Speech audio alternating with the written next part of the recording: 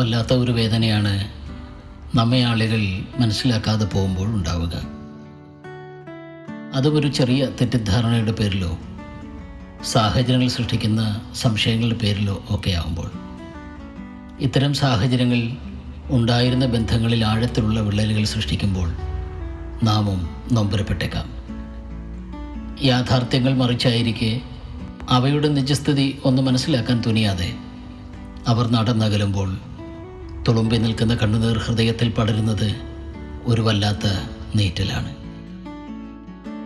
പരസ്പരമൊന്നും മിണ്ടിയാൽ തീരാവുന്ന, ചിരിച്ചാൽ ഉരുകി മാറാവുന്ന, ഹൃദയം തുറന്ന് ചോദിച്ചാൽ അങ്ങനെയല്ല അതിങ്ങനെയായിരുന്നു എന്ന് പറഞ്ഞു തീർക്കാവുന്ന എത്ര ചെറിയ കാര്യങ്ങൾ പോലും വല്ലാതെ വലിച്ചു നീറ്റപ്പെടുന്ന സാഹചര്യങ്ങളിൽ പലപ്പോഴും നാം പറയാറുണ്ട്, അവർ എന്നെ ഒന്ന് മനസ്സിലാക്കിയിരുന്നെങ്കിൽ.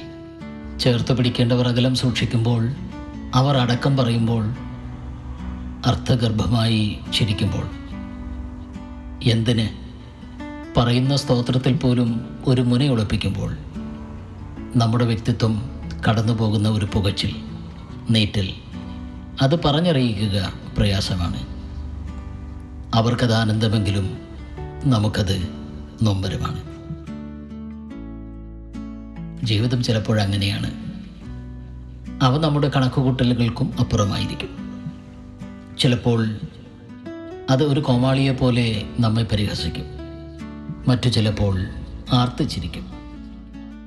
കൂടെയുണ്ടാവും എന്ന് നാം നനയ്ക്കുന്നവരെല്ലാം എപ്പോഴും കൂടെ ഉണ്ടാവണമെന്നില്ല. അവരും ഒരുതരം ഓട്ടത്തിലാണ്, നിർത്താൻ കഴിയാത്ത ഓട്ടത്തിൽ.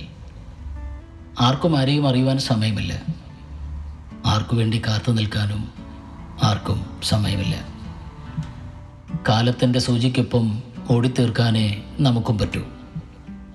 അപ്പോൾ പിന്നെ നമ്മെ മനസ്സിലാക്കാൻ ആർക്കാണ് കഴിയുക? ജീവിതത്തിലെ വ്യക്തിബന്ധങ്ങളിലെല്ലാം ഈ വിടവുകൾ പ്രത്യക്ഷമാകാറുണ്ട്. നമ്മെ ശരിയായി മനസ്സിലാക്കാത്ത പലരും നമുക്ക് സമ്മാനിക്കുന്നത് വേദനയാവും. ഇത്തരം സാഹചര്യങ്ങളിൽ ദൈവവചനം നമുക്ക് പകരുന്ന ആശ്വാസം ഏറെ വലുതാണ്. വചനത്തിൻ്റെ സന്ദേശം എത്ര കണ്ടാണ് നമ്മെ ഉറപ്പിക്കുന്നത്. ബാല്യത്തിൽ ഒരുപക്ഷേ അമ്മയുടെ ഓരം ചേർന്നുറങ്ങിയ യോസഫ് താൻ കണ്ട സ്വപ്നങ്ങൾ തുറന്നു പറഞ്ഞപ്പോൾ സഹോദരങ്ങൾ തെറ്റിദ്ധരിച്ചു. ഒരുപക്ഷെ പിന്നീട് മാതാപിതാക്കളും. പകയുടെ കനലുകൾ സഹോദരങ്ങൾക്കുള്ളിൽ എരിഞ്ഞു തുടങ്ങിയത് അവിടെ മുതലാണ്. സ്വസഹോദരൻ ഒരു ഉയർച്ചയിലെത്തുന്നതിനെ ഉൾക്കൊള്ളാൻ കഴിയാതെ പോയത് എന്തുകൊണ്ടാണ്? തങ്ങൾ കുനിഞ്ഞു നിൽക്കേണ്ടി വരും എന്നതിൻ്റെ മുമ്പിലുള്ള ഒരുതരം ഇച്ഛാഭംഗമോ? അകലം വിട്ട് ഇടപെട്ടവർക്കിടയിൽ യോസഫിൻ്റെ ഹൃദയം ഉരുകിയിട്ടുണ്ടാവില്ലേ?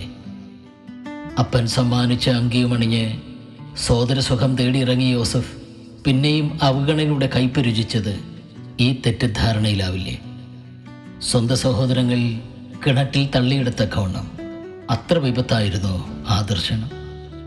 സ്വന്തം ചോരയുടെ ഉയർച്ച ഉൾക്കൊള്ളാനാവാത്ത വിധം അവർ മാറിപ്പോയതിൻ്റെ കാരണമെന്താണ്?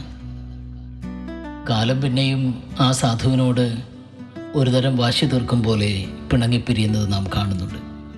നിലപാടുകളുടെ പേരിൽ യോസഫ് ക്രൂശിക്കപ്പെടുന്നത് ഒരു ദുരന്തം പോലെ നാം വായിക്കുകയാണ്. മുൾവഴികൾ താണ്ടിയെത്തിയവൻ്റെ പിന്നാലെ കാത്തിരുന്നത് കനൽ വഴികളാണ്. അപമാനിതനായി തലകുനിഞ്ഞപ്പോഴും പ്രതീക്ഷയുടെ ചിറകുകൾ കുഴഞ്ഞുപോയപ്പോഴും അവൻ്റെ ആശ്രയം ദൈവമായിരുന്നു.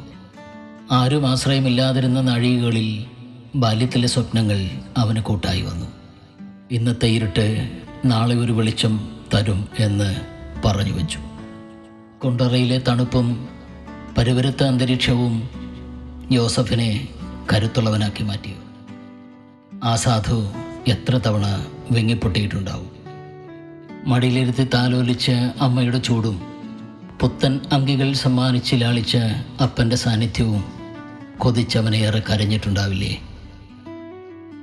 പൊട്ടക്കിണറ്റിൽ തള്ളിയ സഹോദരങ്ങളുടെ മുമ്പിൽ കരുണയ്ക്കായി ആ ഇരുളിൽ മുകളിലേക്ക് നോക്കിയപ്പോൾ കിണറിൻ്റെ മുകൾ വൃത്തത്തിൽ വട്ടം നിന്ന് ചിരിച്ച ജ്യേഷ്ഠന്മാരുടെ തലകൾക്കിടയിലൂടെ നീലാകാശത്തിൻ്റെ പാളികൾക്കപ്പുറമുള്ള ദൈവകൃപ അവൻ കണ്ടിട്ടുണ്ടാകണമല്ലോ. കാലമാരെയും കാത്തുനിന്നില്ല. അത് വീണ്ടും മുന്നോട്ടുരുണ്ടു. ബാല്യത്തിൻ്റെ ആ സ്വപ്നങ്ങൾ കൊണ്ടുണ്ടായ മുറിവുകൾക്ക് കണക്ക് തീർക്കാൻ യോസേഫിന് മുമ്പിൽ മറ്റൊരു സ്വപ്നം മുഖാന്തിരമായി. ഫറവോൻ കണ്ട സ്വപ്നം. പലരും നമ്മെ മനസ്സിലാക്കാത്തത് ഒരു വേദനയാണ്. അതൊരു തരം നൊമ്പരമാണ്. പക്ഷേ നമ്മെ അറിയുന്നവൻ്റെ പാദങ്ങൾ കൂടെയുണ്ട്. ആ പാദങ്ങൾ നമ്മെ നയിക്കുന്നത് മുന്നോട്ട് തന്നെ. ആരും സഹായമില്ലെല്ലാവരും പാരിൽ കണ്ടും കാണാതെയും പോകുന്നവർ.